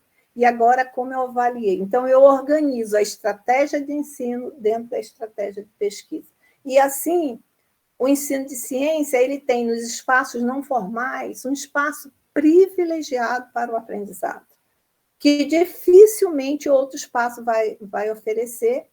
E se a gente quiser fazer desse ensino uma pesquisa, eu sugiro a pesquisação, porque ela reúne essa necessidade de produzir conhecimento, adquirir experiência, contribuir para a discussão do tema e do conteúdo, fazer avançar o debate acerca daquelas questões e vai implicar na formação do professor e na formação do aluno. Desculpa, Washington, passou o tempo que você queria fazer uma questão e eu... Não. Duas intervenções rápidas, né? A primeira é que nós estamos gravando, tá? Não pelo Meet, pelo outro aplicativo que a professora Silene tem, e vamos colocar depois no nosso canal do YouTube, no site, em vários locais. Porque a fala da Rosa é tão didática, né? Eu estou aqui anotando algumas coisas, mas quando a gente anota, a gente perde. Então, é muito importante. Eu só quero fazer, Rosinha, uma pergunta bem rápida, né? Que eu até já perguntei isso de você outras vezes, você me respondeu, mas eu quero que você responda, não só para os meus orientandos que aqui estão, mas outros mestrandos possíveis mestrandos, doutorandos e possíveis doutorandos. Quais as principais dificuldades, quais as limitações que você vê para executar uma pesquisação? Porque nós vemos também muito modismo. Eu, particularmente, tenho participado de algumas bancas que a metodologia está lá, pesquisação, e não é pesquisação. Então, da maneira didática que você fala, até para acalmar alguns corações que aqui estão, quais seriam essas limitações, as dificuldades e como, de repente, gerenciar isso? Olha só, Austin, ótima a sua pergunta. Tem uma palestra que eu fiz, não é palestra, não, foi um talks, foi um momento de pergunta e resposta, que está lá no PPJET, que eu falei sobre pesquisação e teve uma pergunta a esse respeito. Então, acho que a questão que eu botaria em primeiro lugar como limitação para quem faz pesquisação é achar que leu um texto sobre pesquisação e já pode usar a pesquisação como seu método ou sua estratégia de pesquisa. Entende? Olha lá, eu tive que fazer uma leitura mínima. Eu até separei, porque eu ia mostrar para vocês, mas eu fui para outros caminhos, desses principais, para ter uma ideia para o meu projeto de pesquisação. Eu deixo algumas referências principais para vocês, mas vocês têm acesso na minha tese, lá tem as principais referências, pelo menos até 2014, de pesquisação. Tem uma última obra agora, que tem prefácio do Tiolan, tem uma live fantástica do Tiolan, então, nesse talk do PPJET, eu falo sobre isso. Então, Austin, essa é uma grande limitação. Achar que leu, por exemplo, TRIP e já posso fazer pesquisação. Tá, eu vou me basear em TRIP, perfeito, mas eu preciso ter uma visão ampla de pesquisação. A outra questão que pode limitar muito a pesquisação, e eu tive uma orientanda que ela falou, professora, não tem condição de eu fazer uma pesquisação, eu nem vou falar a característica dela, porque, enfim, porque ela falou assim, professora, eu não consigo ter esse olhar frente a frente com quem vai fazer pesquisa comigo, é do meu jeito, eu vou dizer o que é para ser feito. E eu não aceito muitas mudanças. Eu falei, tá bom, vamos trabalhar com estudo de caso na perspectiva de IN, que é um planejamento fechado. Tudo bem, gente, a gente modifica e sugere, mas quem vai trabalhar estudo de caso numa perspectiva de que eu fiz um planejamento e esse planejamento não deve ser mudado, seja um olhar estudo de caso na perspectiva de IN. E isso é muito complicado para quem faz pesquisa. Osório, você está com a mãozinha levantada, já vou lá. Então, eu acho que a atitude do pesquisador é muito importante. Por quê? Porque na pesquisação, isso é a principal questão que eu vou deixar para vocês, dentre tantas que eu poderia falar da pergunta de Washington.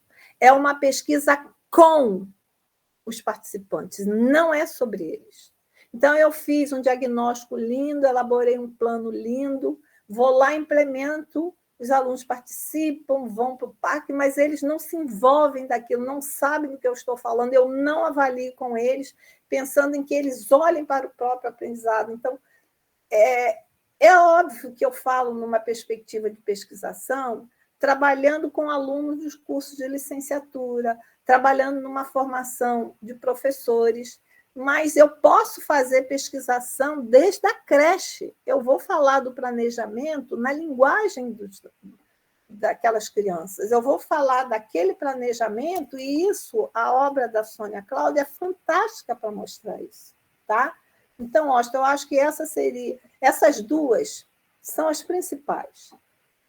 Fazer uma leitura e achar que já sabe pesquisação, não. Eu preciso de muitas leituras, de fazer estudo, de fazer análise, de fazer síntese e dizer, vou seguir, tendo como base TRIP, tendo como base Serrano, tendo como base Tiolan.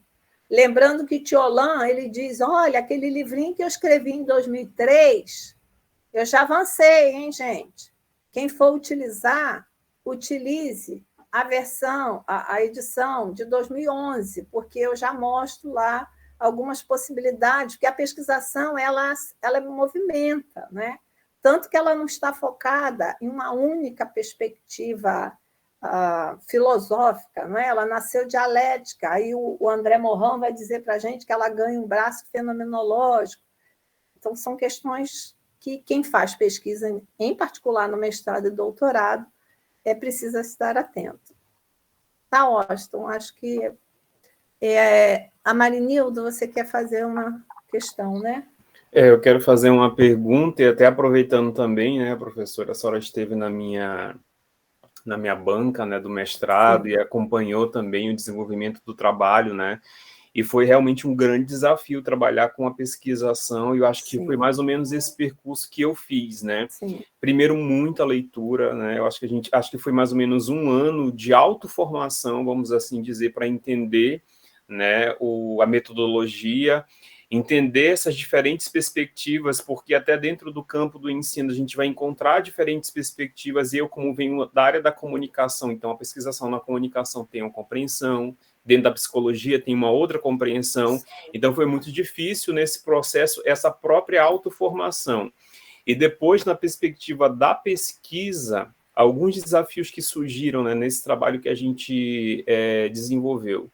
O primeiro deles é o cuidado com o registro de tudo que está acontecendo, né? Porque como a gente participa do processo ativamente da pesquisa, né, enquanto pesquisador participante, então a gente tem que ter esse cuidado, essa vigilância de que tudo que está acontecendo ali no meu diário, né, e também dos participantes sejam registrados pensando na etapa da análise, né? E eu acho que uma outra coisa também, como participante, o objetivo é que ele participe ativamente do processo. Você tem que fazer com que ele mantenha-se ativo ao longo do processo todo e que ele não perca o envolvimento com a pesquisa. Isso é um desafio, porque pode ser que no meio desse processo ele queira abandonar, tem algumas questões que possam acontecer, e isso muda todo o teu planejamento. E aí isso também é um processo que acontece dentro da pesquisação, que o planejamento ele precisa ser revisto também, talvez, em algumas etapas. Sim. Né, também, né? Excelente, Marinildo. Eu acho que a sua fala completa a própria pergunta que o professor Washington fez, né? Então, o pesquisador ele tem esse desafio de manter, né, essa equipe, esses participantes, sempre atuantes, senão ela deixa de ser pesquisação.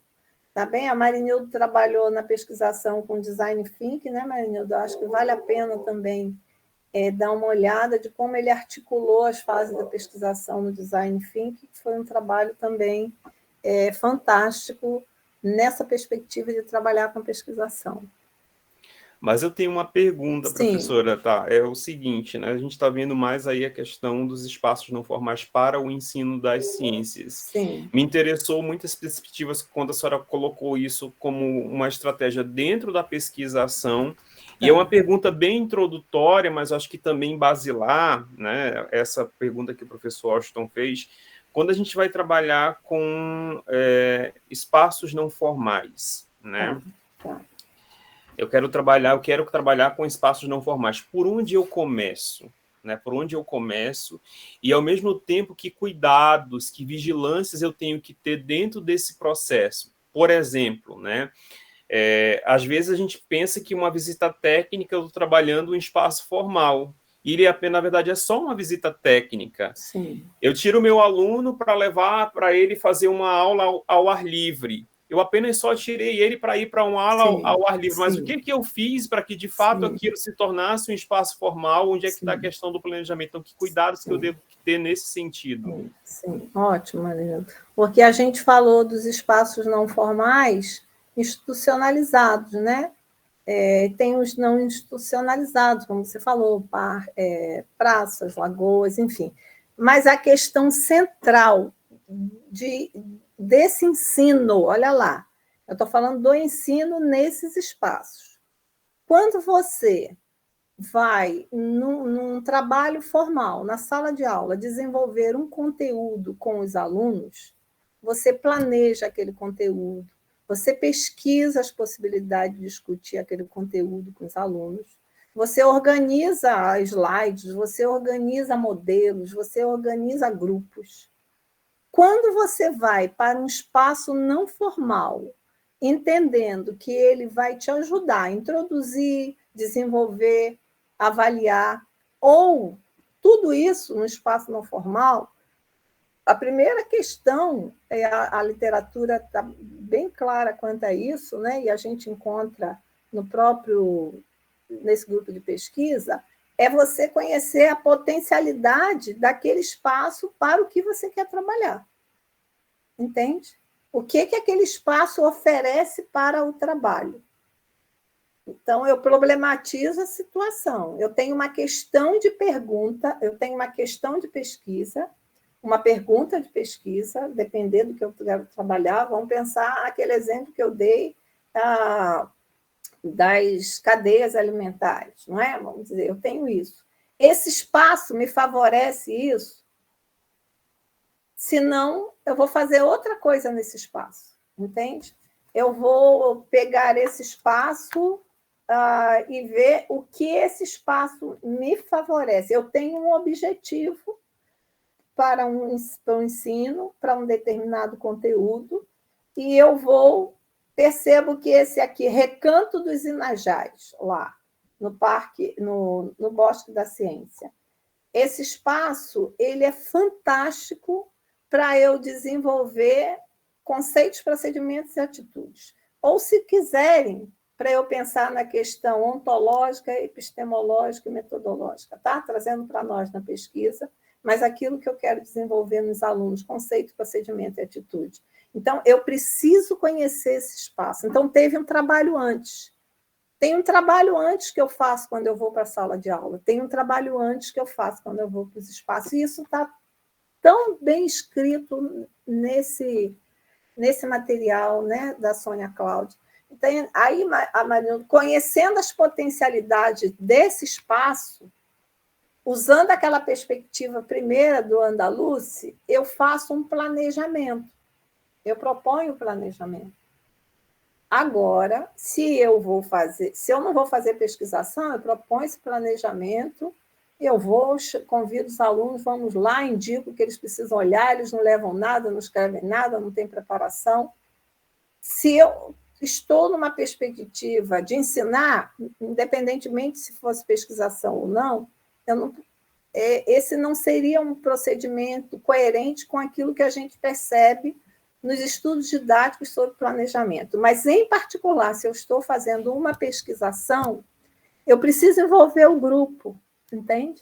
Eu preciso compartilhar com eles o planejamento, as etapas desse planejamento, o que a gente vai fazer em cada espaço, o que está planejado para isso. Vamos dizer assim, orientar a caminhada dos alunos nesses espaços. E aí vão surgir coisas que a gente não planejou, que a gente não pensou. E isso é fabuloso, né? Essa é uma das questões fabulosas, e que você vai perceber isso na avaliação e observar o aprendizado desses alunos. Então, tem um autor, eu não vou lembrar, eu acho que tem uma obra do ensino, porque esse aqui, eu acho que todo mundo que pesquisa ensino de ciência deve estar esgotado, devia ter essa obra. A pesquisa em ensino de ciência no Brasil e suas metodologias. É uma obra que eu adquiri quando eu estava no mestrado, é 2006. Tá? Então, olha lá, é basicamente o nosso tema, a pesquisa em ensino de ciência e suas metodologias. Não está focando nos espaços não formais. Eu não lembro se é aqui, mas que ele vai dizer que não tem como você observar os aspectos de um aprendizado do aluno só fazendo uma entrevista com os alunos, com pergunta e resposta, com pergunta e resposta. Você vai precisar de uma maior interação. Coloco assim, Aquiles. Você vai precisar de uma maior interação. Você vai precisar trabalhar com um grupo focal, trabalhar numa entrevista coletiva. Você vai precisar partir de um aspecto de discussão com aqueles alunos para você perceber as possibilidades de aprendizado que ele teve naquele espaço. Um questionário é insuficiente. Eu posso lembrar, porque eu acho que essa é uma questão importante, quem é esse autor depois para vocês, mas, se eu não me engano, é dessa obra aqui. Tá? A pesquisa em ensino de ciência tem um texto da Marandino, que eu gosto muito, e um texto fantástico do Charbel Elnani, que é da UF da Bahia, e da Cláudia Sepúlveda, os referenciais teóricos e subsídios metodológicos para a pesquisa sobre a relação entre educação científica e cultura. Maravilhoso. Eu já vou escrever. Isso. Alguém já escreveu o nome aí. A pesquisa em ensino de ciência no Brasil e sua metodologia é da Unijuí, e as autoras são Flávia Maria Teixeira dos Santos e Leana Maria Greca, as organizadoras, tá? Se precisar, eu passo essas referências para vocês todas, porque eu não coloquei elas na referência.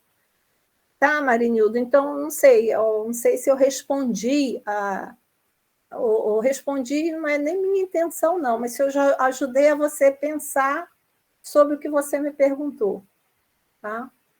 Não tem como fazer uma pesquisa no espaço não formal sem antes eu conhecer as potencialidades desse espaço. Então, embora tenha uma obra organizada, né, pelo professor Teran, que fala das potencialidades desses espaços em Manaus, talvez por uma questão específica, mesmo conhecendo aquela potencialidade, você vai precisar ir naquele espaço, entende? Assim como você vê um filme e você vai ver 10 anos depois aquele filme e tem um aspecto daquele filme que você quer buscar no desenvolvimento daquele conteúdo. Você vai parar, vai focar nele, vai analisar e vai chamar a atenção daqueles aspectos quando você estiver no trabalho com os alunos. Gente, Jordane, passa o próximo slide. Eu deixei umas referências principais para vocês sobre pesquisação. O Dione, né, que é uma obra fantástica para falar da pesquisação e desenvolvimento local. Então, é uma pesquisação sempre com participantes. Obrigada, Silene, ela já colocou o link do livro. O Andaluce, que vai falar sobre pesquisações. O André Morin, que é uma das obras mais completas e talvez mais atuais para a gente pensar em pesquisação integral e sistêmica. O Tcholan, né, essa de 2003, que é a obra primeira dele, para a gente ter uma linguagem muito simples, para a gente ter uma visão, mas vendo que na última live dele, coloca lá, Tcholan Live, vocês vão encontrar, e ele mostra o quanto que avançou a própria perspectiva dele. O David Tripp, que a grande maioria usa pela facilidade de encontrar, e nós temos a revista... Já vejo já isso aqui para vocês, um dossiê sobre pesquisação, que tem o trabalho da Maria Helena Santoro, Franco, e tem esse texto do David Tripp para aquele que tiver interesse. De todo modo, quando eu digo meu contato, realmente podem mandar mensagem, e-mail que eu respondo, rosa.azevedo@ubifam.edu.br, tá? Se precisarem de referência para pesquisação. E eu deixei, único fora da pesquisação, essa referência da Workman para pensar o ensino de ciência, currículo e ensino de ciências, as especificidades pedagógicas do ensino de ciência. Esse capítulo ele é fundamental, eu penso, para quem quer conhecer um pouco dessa trajetória para pensar essas especificidades pedagógicas do ensino de ciência, tá? Não sei se está esgotado, mas eu tenho, né? Se alguém tiver interesse pelo capítulo, a gente hoje escaneia, né, uma parte, não dá para escanear a obra toda, tem direitos autorais, mas a gente pode ver possibilidades de adquirir o livro, e se tiver esgotado, de ver como é que a gente, não sei, empresta o livro, né? Tá? Pode passar, Jordane. E aí eu vou fechar, né? Eu acho que eu fecho, sim, com a imagem linda aí. E fecho com o terceiro artigo do Tiago de Mello, né? Que fica decretado que, a partir deste instante, haverá girassóis em todas as janelas, que os girassóis terão direito a abrir-se dentro da sombra. Olha lá que lindo. Tem sombra, né? Tem sombra na formação, tem forma no ensino, tem uma sombra imensa no nosso país, mas esses girassóis precisam abrir dentro dessas sombras, e que as janelas devem permanecer o dia inteiro abertas para o verde, onde cresce a esperança. Esperança de esperançado Paulo Freire, né? De seguir agindo, trabalhando como nós estamos aqui. Tá? Eu sei que passou do tempo, mas enfim, professor, quando começa a falar, e vocês ainda foram perguntando, já viram, ainda provocaram, né? Tudo bem? Professora Rosa, a gente agradece a sua participação. Foi uma belíssima palestra e bastante didática. Muito obrigada. E agora eu passo a palavra para o professor Washington. Minha amiga querida, muito obrigado. Saiba que valeu muito a pena. Eu agradeço muito a sua benevolência conosco e dizer que você clareou muito nossa temática, com possibilidades metodológicas, desmistificando algumas coisas que para muitos ainda eram mitificadas, né? Mas nós vemos que é possível usar uma metodologia consistente de maneira séria, mas sempre você deixando claro que não tem jeito, é muito trabalho. É muito trabalho, né? Fazer mestrado, fazer doutorado é muito trabalho, e apenas a busca incessante, a leitura que nos move. Quero agradecer a todos aqui que estão presentes, né? Todos os que puderam estar aqui, muitos estão trabalhando. O professor Saulo deixa um abraço para você. Só que justamente Saulo Saifes, nosso vice-líder, parceiro, nossa, segurou o grupo após a passagem do nosso Teran. Só que às quinta-feira ele tem aula à noite, né? Eu sempre esqueço disso. Quinta e terça ele tem aula. E não pôde estar aqui conosco hoje, né? Então é muito disso. Se você quiser falar mais alguma coisa, fique à vontade para fazer as considerações finais, tá? Washington, eu só ainda queria mencionar que quem tiver interesse, né, eu esteja fazendo pesquisação, eu posso falar daquilo que eu vivi, né, do que, enfim, não é sobre ensino de ciências, mas é sobre pesquisação. Então, vocês podem entrar no site do IFAM, no PPJET, vai lá em pesquisas, dissertações, basicamente, vamos dizer, sei lá, 90%, 98% das orientações que eu fiz são com pesquisação. Então, vocês podem observar como é que construiu essa pesquisação. Tem o trabalho do Amarinildo, que é orientando da professora Andréia, e tem também, que eu lembre aqui, o trabalho de Cristiano, que ele trabalhou com alunos da licenciatura da matemática, e ele fez um trabalho de pesquisação fantástico, né? Claro que no caso de Amarinildo e do Cristiano, eles trabalharam na perspectiva do aluno, né? Um trabalho com alunos. No meu trabalho, por eu ser da linha 1, é sempre pensando na formação de professores, né? Certamente ainda vai chegar alguém para mim com foco em pensar a formação de professores de ciência, ainda não chegou. E aí a gente não costuma... O aluno chega de língua portuguesa e você diz, não, eu quero que você pesquise ciências. Não, não é esse o caminho, né? Tá bem, Washington? Mas, enfim, eu teria até alguns exemplos que eu pensei em trazer de um aluno que entra, talvez a Marinildo nem tivesse feito a pergunta, né? Porque a gente sabe que quando trabalha nos espaços não formais, tem pelo menos duas perspectivas, e a Marandino diz isso no capítulo que ela vai tratar aqui sobre os museus. Tem uma perspectiva avaliativa do espaço não formal e tem a perspectiva investigativa. Eu tive uma aluna que fez um trabalho na licenciatura de avaliação do espaço. Ela avaliou o projeto Ver de Perto, um projeto no INPA, foi um trabalho maravilhoso. Mas hoje, por eu trabalhar num programa profissional, todas as pesquisas, em particular por isso, não só por isso, elas são perspectivas de investigação, de você desenvolver uma pesquisa, desenvolver essa pesquisa e mostrar as possibilidades dessa pesquisa na atuação daqueles que estão envolvidos, tá? Rapidamente, teve um trabalho maravilhoso que responde um pouco da questão do Amarinildo, que foi um aluno lá de Barreirinha, do PAFOR. Ele fez um trabalho no Bosque 15, que tem lá em Barreirinha. Então, ele disse, olha, professora, eu quero trabalhar no espaço não formal, trabalhar as interações entre o conceito de ecologia e interações ecológicas. Eu falei, sim, mas isso é possível no bosque? Ele falou, professora, é um bosque. Falei, sim, mas quais são as potencialidades pedagógicas desse bosque? Aí ele percebeu, foi no bosque, fez um diagnóstico fantástico desse bosque e viu que era possível trabalhar esse conceito de ecologia e interações ecológicas.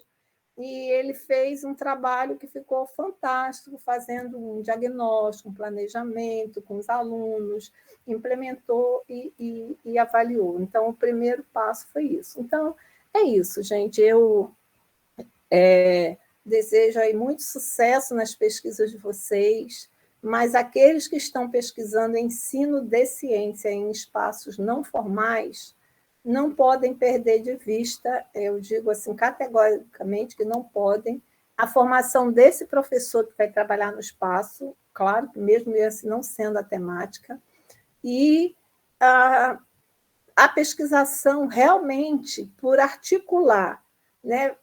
E você tem que gerir movimentos de pesquisa e ação, elas fazem um casamento fantástico no ensino de ciência, nos espaços não formais, que é o que nós estamos tratando aqui.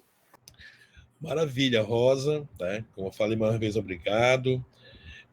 Renovar aqui o convite para... Excelente, gente. Gente, se eu não falei alguém, é porque pela foto, né?